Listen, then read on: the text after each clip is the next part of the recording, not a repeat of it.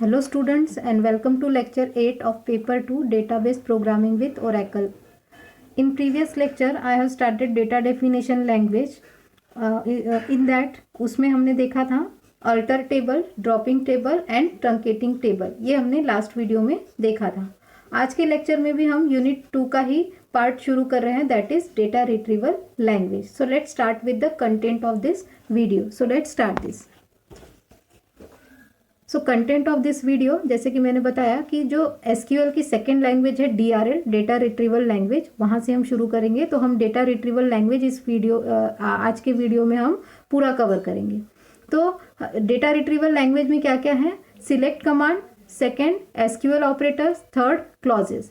First जो clause है वो है group by clause, second having clause and third is order by clause. So let's start with the first topic, that is data retrieval language. So let's see what is data retrieval language.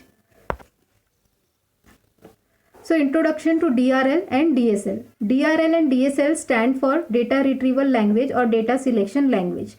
DRL जो है वो data retrieval language stand करता है और DSL हम DRL को ही दूसरा उसका नाम है DSL, data selection language. Data selection language में को भी हम यहाँ पर बोलते हैं क्योंकि हम यहाँ पर डेटा जो इन्फॉर्मेशन ऑलरेडी टेबल के अंदर स्टोर्ड है उसको हम सिलेक्शन करने के लिए सिलेक्ट करके अपने जैसा भी हमें चाहिए जैसे कि हम चाहते हैं जो भी डेटा इन्फॉर्मेशन टेबल में से निकालना चाहते हैं सिलेक्ट करके, इसीलिए इसको डेटा सिलेक्शन लैंग्वेज भी बोलते हैं. Second point is it is a set of command.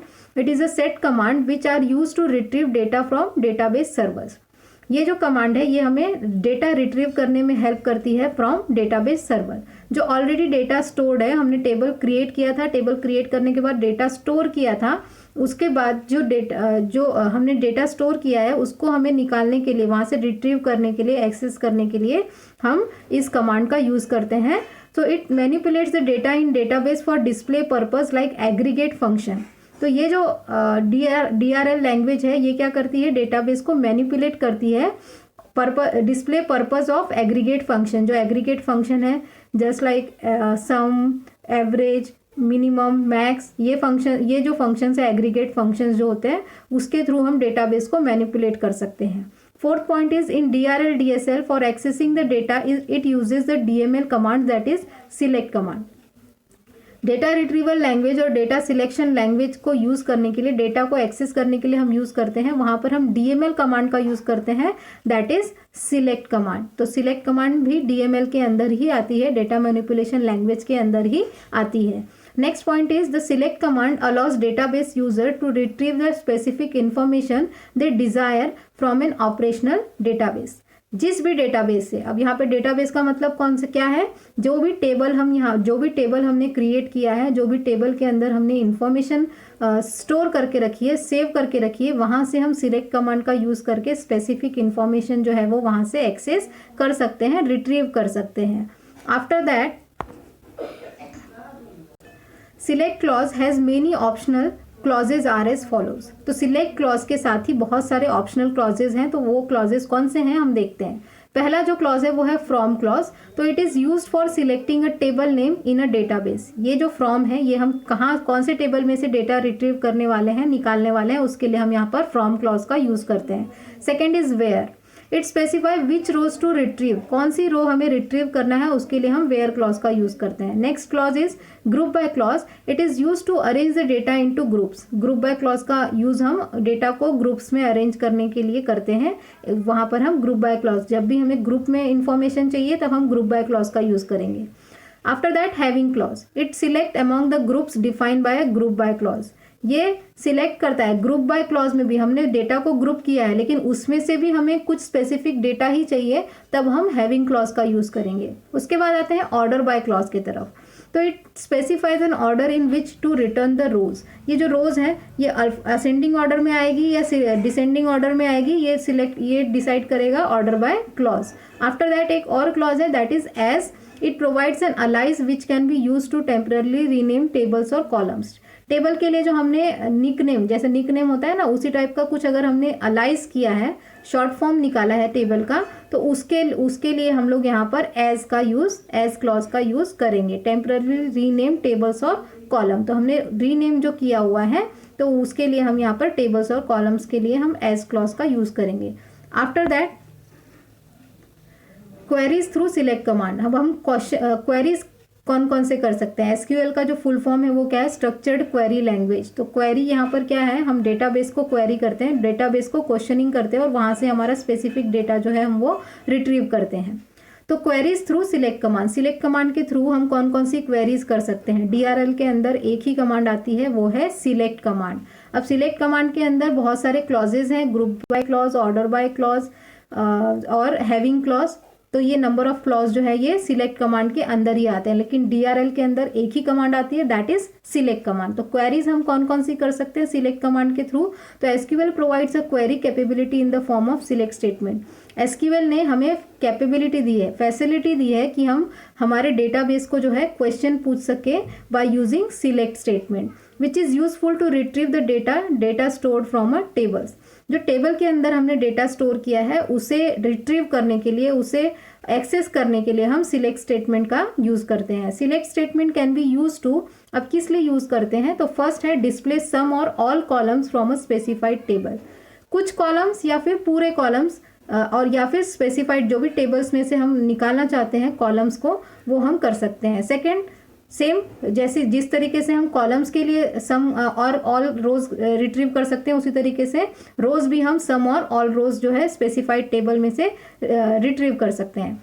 After that third point is display calculating values from the table. अब हमने जो फर्स्ट सिलेक्ट स्टेटमेंट डीआरएल में देखा था कि हम डेटा को यहाँ पर मैनिपुलेट कर सकते हैं बाय यूजिंग एग्रीगेट फंक्शंस। तो कैलकुलेशन भी हम यहाँ पर कर सकते हैं, जैसे कि सैलरी इंटू 200, सैलरी इंटू 300, ये हम यहाँ पर कर सकते हैं। तो display calculated values from the table.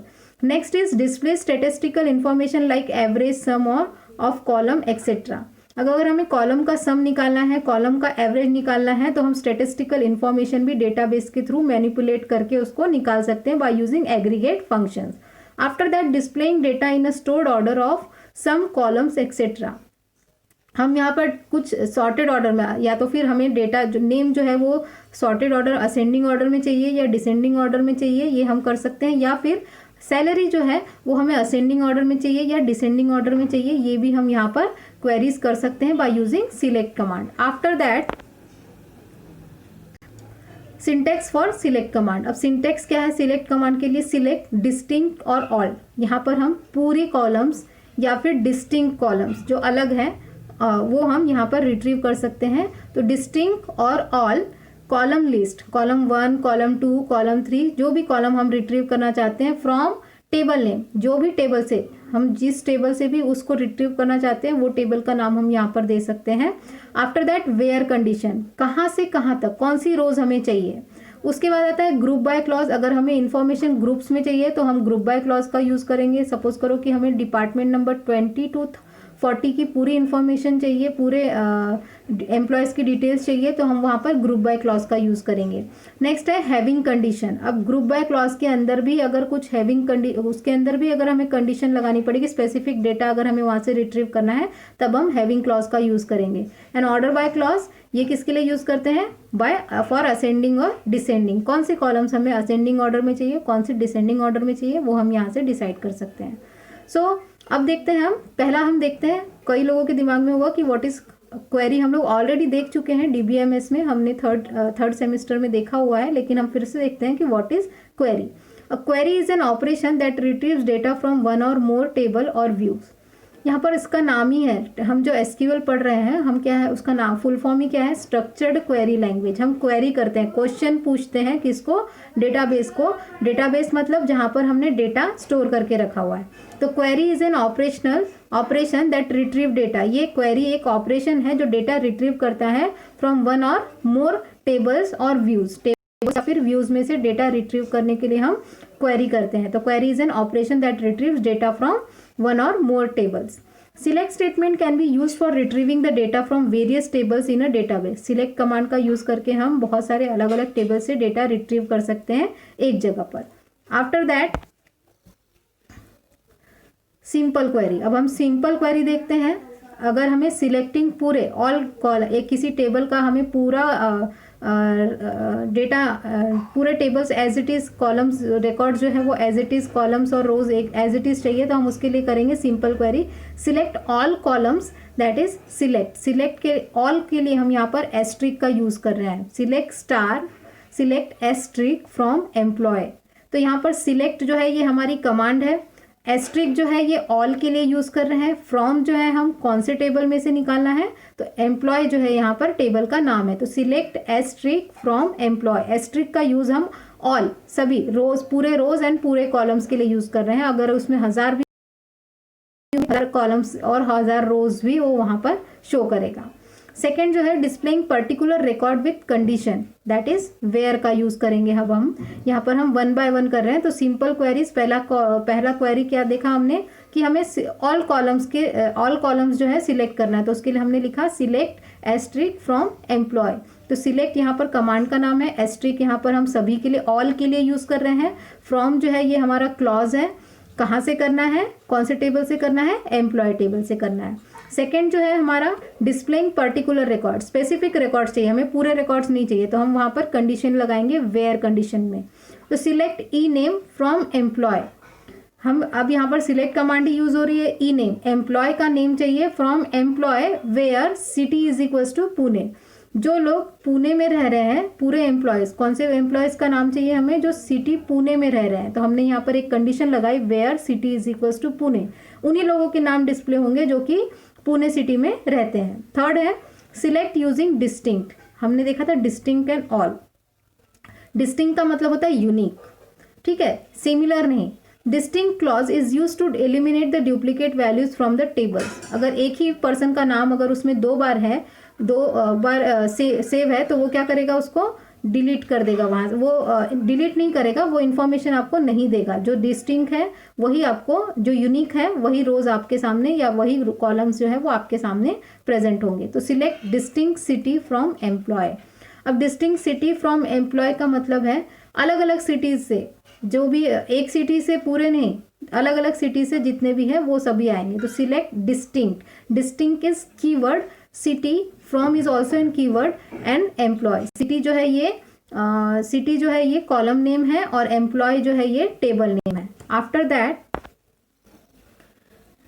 SQL operators कौन कौन से हैं हम देखते हैं। हमारा जो सेकेंड पॉइंट है डीआरएल का वो है एसक्यूएल ऑपरेटर्स। तो following which operates on all major data types, जितने भी मेजर डेटा टाइप्स हैं उनके ऊपर ये 4 एसक्यूएल ऑपरेटर्स जो है वो वर्क करते हैं। पहला है बिटवीन एंड, ये हमारा रेंज टेस्ट का काम करता है, इतने से इतने के बीच में का हमको चाहिए। जैसे मैंने बोला था कि हमें डिपार्टमेंट नंबर 20 to 40 के बीच में के जितने एम्प्लॉयज़ हैं उनकी इन्फॉर्मेशन चाहिए, तो उसके लिए हम बिटवीन एंड का यूज़ करेंगे, that is for range test. Second है इन इस लिस्ट के अंदर ये होना चाहिए, उसके लिए हम इन क्लॉज का, इन ऑपरेटर का यूज़ करते हैं। Third is like operator and fourth is is null operator. तो इसको आपको डिटेल में देखना पड़ेगा क्योंकि लाइक के अंदर भी बहुत सारे हैं एंड इन के अंदर भी काफ़ी सारे हैं। तो आप जब बुक रेफर करोगे तो उसके अंदर आपको देखने को मिलेगा, लेकिन यहाँ पर आपको थोड़ा सा पूरी इन्फॉर्मेशन आपको पूरी मिलेगी, लेकिन एग्जाम्पल के लिए आपको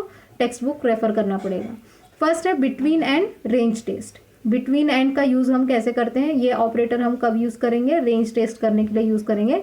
सिलेक्ट यूजिंग बिटवीन, अब हम सिलेक्ट बिटवीन एंड कमांड का यूज़ कर, बिटवीन एंड ऑपरेटर का यूज़ करके between is use to get those values who fall with in a range. एक रेंज के अंदर जो भी वैल्यूज आएंगी उसके लिए हम उसको रिट्रीव करने के लिए हम बिटवीन एंड ऑपरेटर का यूज करेंगे। तो इसका एग्जांपल देखते हैं। Select E I D, employee I D, E name, salary from employee. अब हम यहाँ पर where salary between 5000 and 30,000।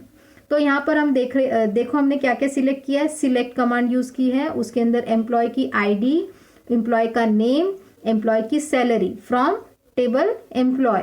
Where, अब हमने यहाँ पर कंडीशन लगाई है वेयर सैलरी बिटवीन 5,000 एंड 30,000। अब 5,000 और 30,000 के बीच में जितने भी एम्प्लॉयज होंगे वो सारे लोगों की इंफॉर्मेशन जो है, उनका ईमेल, उनका एम्प्लॉय आईडी, ई नेम और सैलरी वो डिस्प्ले हो जाएगी कितने रेंज के बीच में, 5,000 to 30,000 के बीच में। After that select using in, अब ये यहाँ पर लिस्ट की बात कर रहे हैं। यहाँ इन ऑपरेटर जो है वो क्या बताता है, लिस्ट बताता है। In determine whether a specified value matches any value in a subquery or a list, ये लिस्ट में मैच कर रहा है या नहीं कर रहा है, इसके लिए हम यहाँ पर इन ऑपरेटर का यूज करेंगे। तो select EID E name from employee where salary in 5000 और 20,000।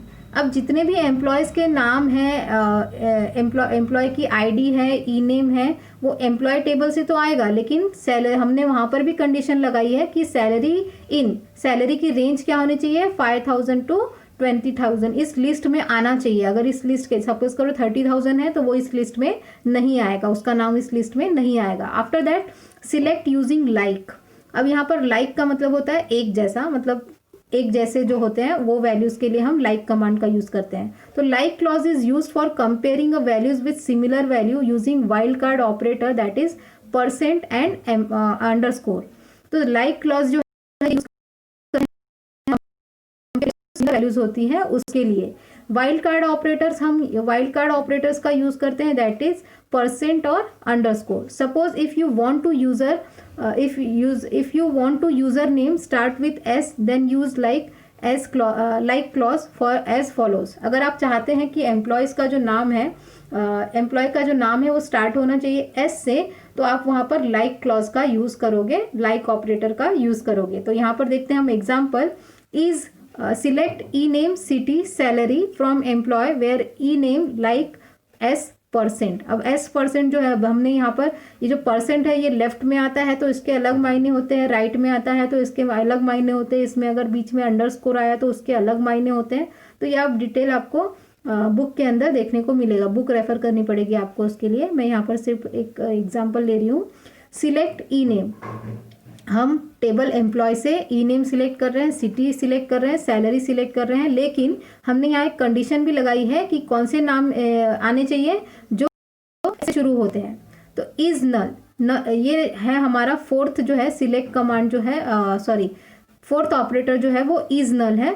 नल वैल्यू टेस्ट करने के लिए हम इसका यूज करते हैं कि जो वो कॉलम के अंदर वैल्यूज है या नहीं है, खाली है या फिर उसके अंदर वैल्यूज रखना है। इज नल वैल्यू टेस्ट के लिए हम यूज करते हैं। It is helpful to test or values for values that are null. If null value is used for comparison then is null or not null clause must be specified, otherwise result is always false.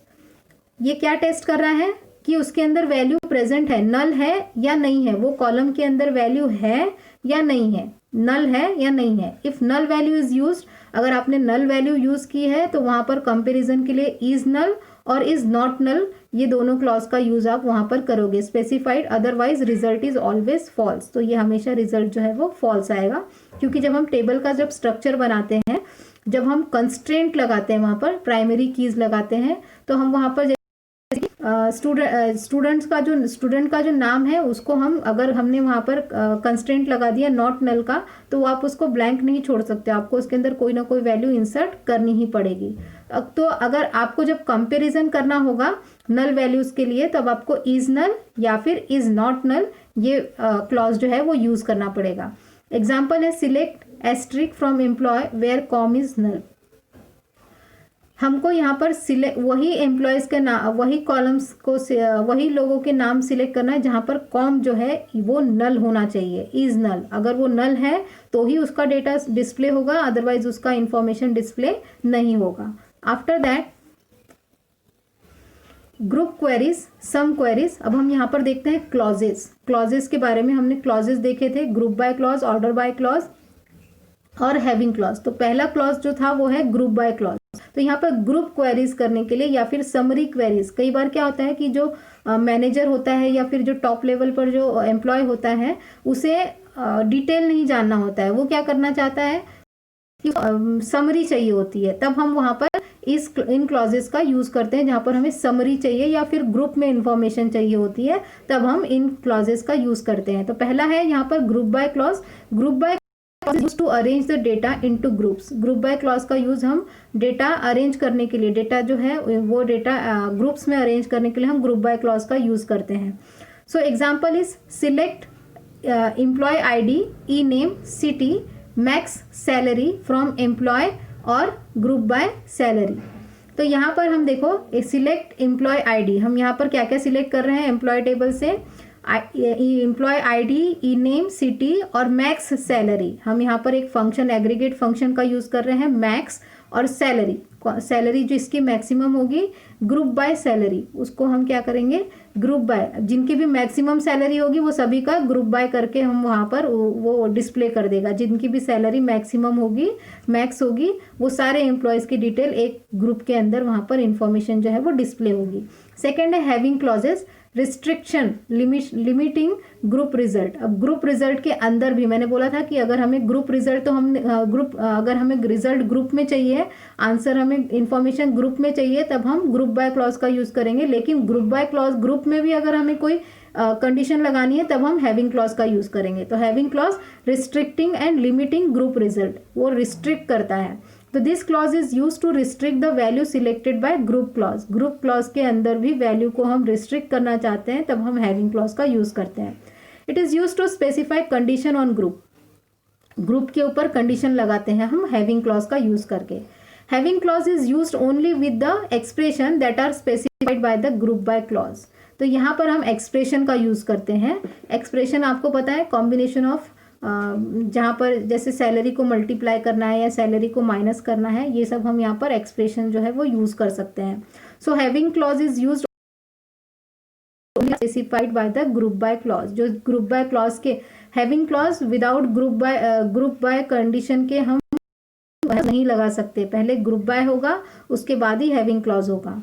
तो यहाँ पर example देखते हैं, select job comma minimum salary, पहले में maximum देखा था, अब हम यहाँ पर मिनिमम सैलरी देख रहे हैं। Select job mean salary from employ group job, यहाँ पर हम ग्रुप जॉब कर रहे हैं, जॉब्स का ग्रुप बना रहे हैं। Having minimum salary greater than 2500, हम यहाँ पर 2500 से जिनकी ज़्यादा सैलरी है उनको ही हम यहाँ पर ग्रुप बाय करेंगे। तो यहाँ पर having minimum salary greater than 2500, हमने यहाँ पर ये क्लॉज लगा दिया।